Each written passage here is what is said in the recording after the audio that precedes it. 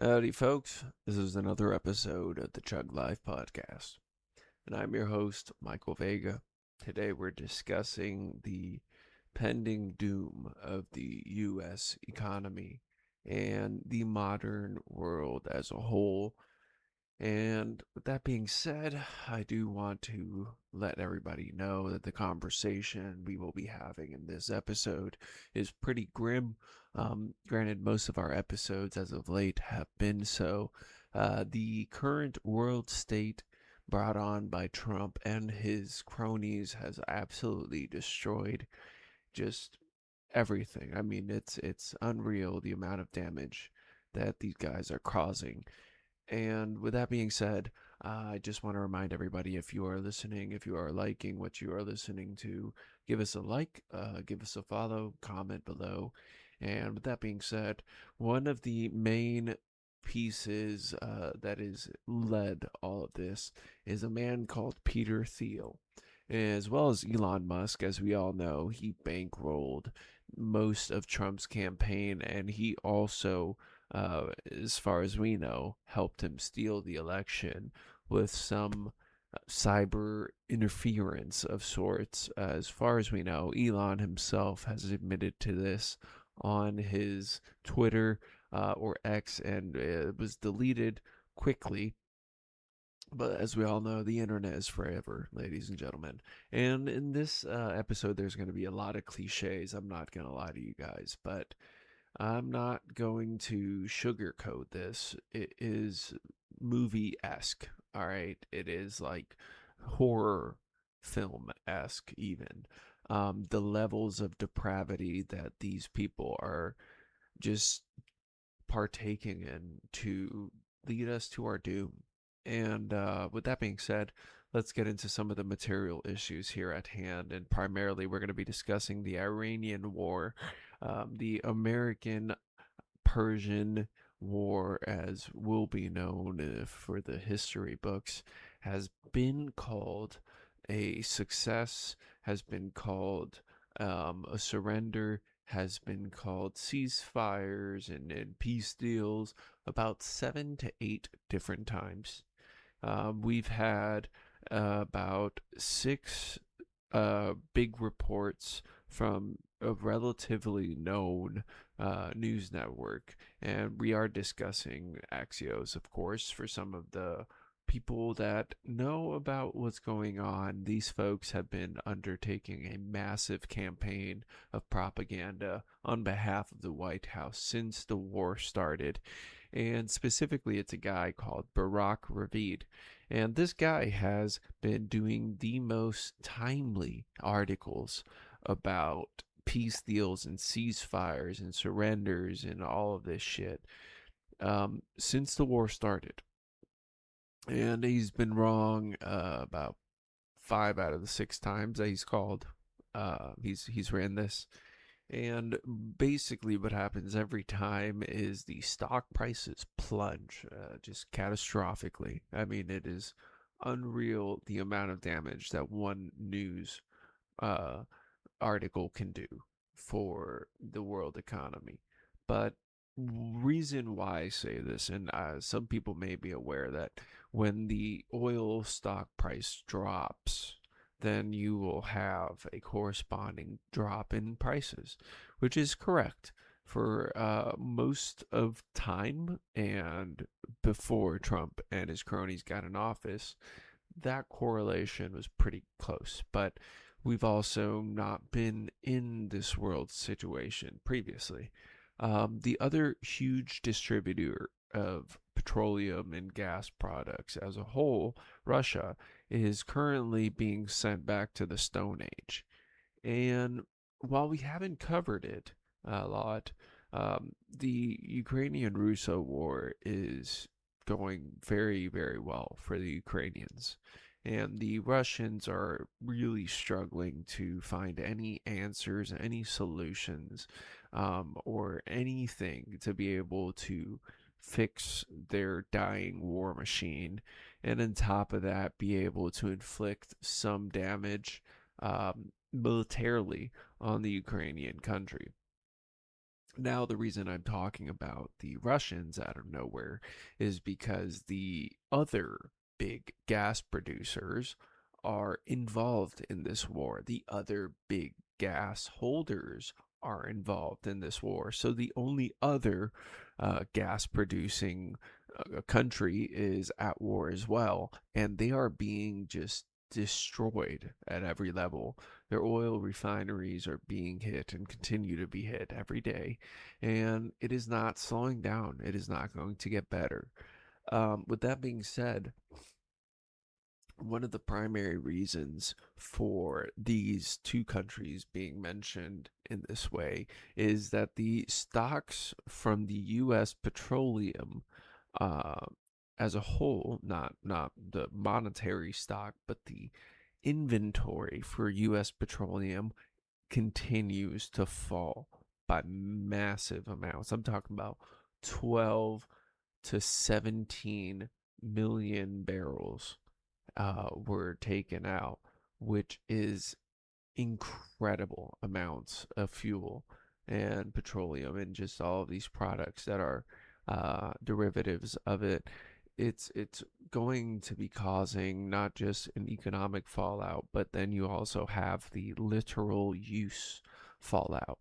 So people like me and you and people in that other usage of these products. So whether it be the planes, whether it be the boats, so on and so forth, that are going to be continue to suffering the impact of less fuel and higher prices.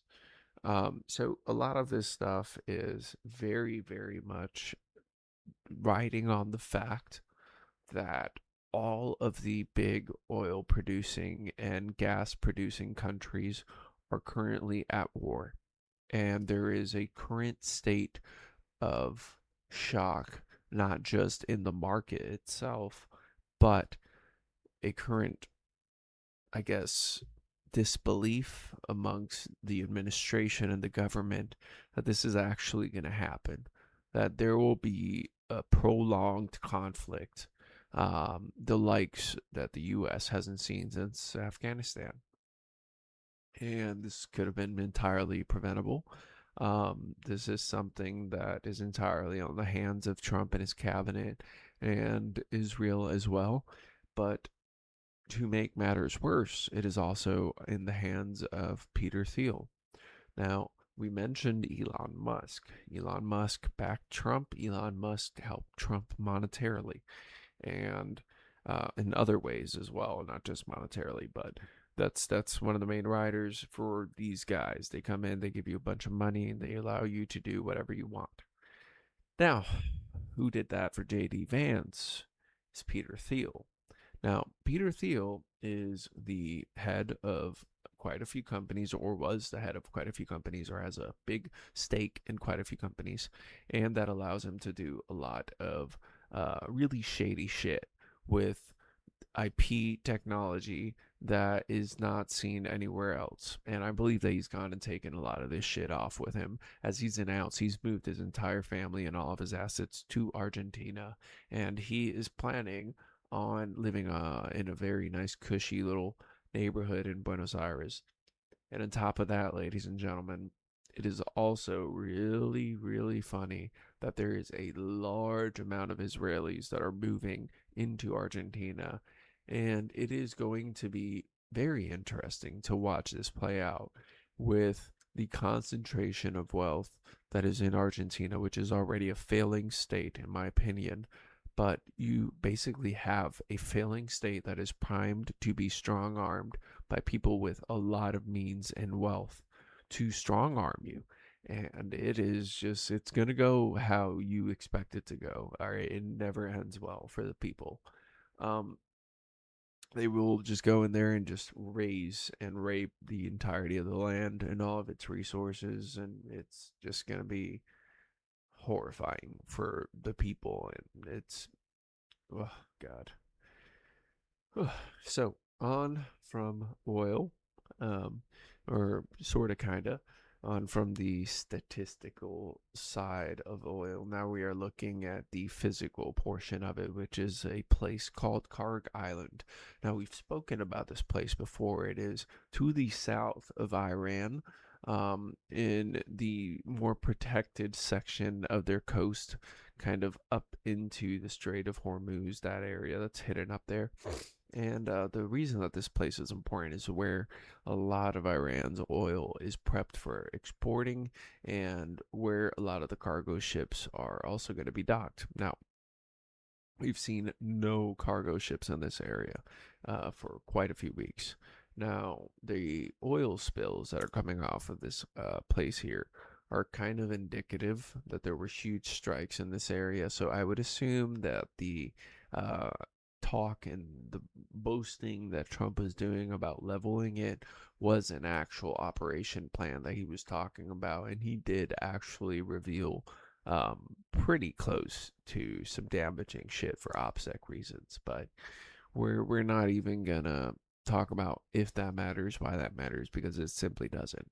Iran wouldn't have the capacity to stop any of these attacks, and unfortunately for a lot of the Middle Eastern world at this point, it seems like Israel and the United States are going to be going unchecked on whatever strikes and whatever uh, territorial invasion they want to do in the Middle Eastern area of the world now. And it is just absolutely fucking horrible. All right, I'm not even going to lie to you guys, because what the Israelis are doing in Lebanon is just kind of a little snapshot in what they want to do for anywhere else. It's just how they do things. And I'm starting to realize that there's a very close similarity with countries like Israel, with countries as well like Russia, that do these similar things where they try and invade and colonize their neighboring countries. It's very, very similar strategically. They do similar shit, but it's still horrifying to watch it actually play out in real time. Because they've stated already that they want to go from 50% in Gaza to 100%, but they've said that they want to go 60, 70, 80%, that they don't want to just go and do it all in one fell swoop. They want to systematically take over these places. They understand that that's a way to do it permanently. Um, I think that there's just a lot to study out of that kind of mindset, and what could really come out of all of this. So, that being said, the main takeaways, I guess, from this entire situation involving Iran and involving the Trump family as a whole is not just a failure, I would say, in the American institution to hold these corrupt officials to power, and actually show that there is such a thing as law and order, because I think by now we've all just kind of looked at it and just realized this is bullshit. There is no such thing, unfortunately, as law and order here. It just continues to be a massive failure of being able to hold these people accountable. And it is terrible. Truly, it is annoying, yes. But above all, it is infuriating to realize that there is really nothing that can be done until it happens. We all know what that is. Now, that being said, we do have a few other things to discuss in regards to what to expect, and what's going to keep coming out of this, right? So, we have a country that is primed to exert influence militarily, that is currently very, very war hungry, and that is the US and Israel as well. And these countries are very war hungry towards Iran. But here's the thing: the US can only be interested in something so long as, especially when Trump is involved, as that thing is actually interesting. Okay? So as long as it seems fun for him, as long as there's something to gain, okay, as long as he can tout it as a great victory, then he wants to do it. But the thing is that he has gotten his nose rubbed all in the shit. And he does not like that. And there is no coming back from this. There is absolutely no way to undo the absolute horror that he has brought upon the Iranian government and the Iranian state and the Iranian people. But on top of that, okay, there is the monetary value, okay? The Iranian government is requesting reparations. They are requesting an acknowledgement of their independent sovereignty for Ukraine or for uranium enrichment program. So those are things that we would not ever consider. And Trump knows that those things would absolutely have him hauled in front of Congress. He would not be able to live another day in peace. So I think that those red lines are two things that neither side is going to be able to agree to, and that there's just no way that anything's going to happen.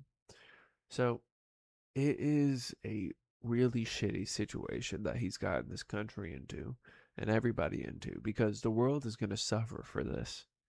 Europe is already suffering. Asia is already suffering. A majority of the world is currently dealing with supply issues, and it's only going to get worse as we get into summer. It is going to skyrocket through June, and by August, it is going to be just unbelievable. All right. I'm talking about gas lines, ladies and gentlemen. It is going to be horrible. With that being said, if you enjoyed the episode, if you had a good time, let me know what you think. Give us a like or a follow. And yeah, I'm your host, Michael Vega, and you have a good time. Have a good one.